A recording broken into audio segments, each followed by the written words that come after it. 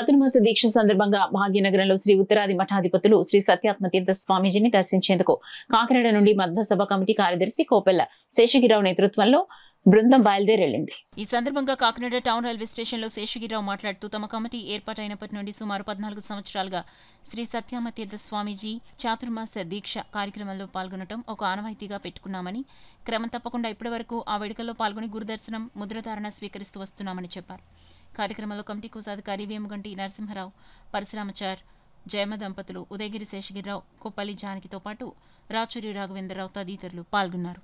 చాతుర్మాస సందర్భంగా హైదరాబాద్లో దీక్ష తీసుకున్నట్టు వారి దర్శనం ముద్రధారణ పాదపూజ నిమిత్తం కాకినాడ మధ్వసభ గ్రూపు ఈరోజు బయలుదేరి హైదరాబాద్ వెళ్తున్నారు.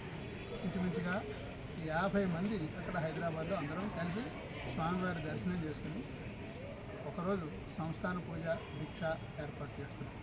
దీనికి మన మధ్వసభ గ్రూప్ నుంచి 50 మంది దాకా వస్తున్నారు.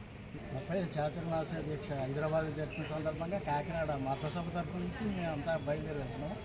ఇక్కడ వైజాగ్ నుంచి రాజమండ్రి, సామలకోట తదితర ప్రాంతాలు, ఎక్కువగా హైదరాబాద్ ప్రాంతం వాళ్ళు కూడా మధ్వసభ కాకినాడ తరపున రావడానికి ఎంతో ఆసక్తి, ఆనందం వ్యక్తం చేసి వాళ్ళు కూడా ఆ రోజు 24వ తారీఖు అంటే గురువారం నాడు అక్కడికి చేరుతారు. అందరూ కలిసి 8 గంటలకి పాద పూజ, 9 గంటలకు ముద్రధారణ జరిగిన తర్వాత సంస్థాన పూజ, తదనంతరం తీర్థప్రసాదాలు తీసుకుని స్వామీజీ ఆశీస్సులు ఫలమంతా తీసుకుంటాం.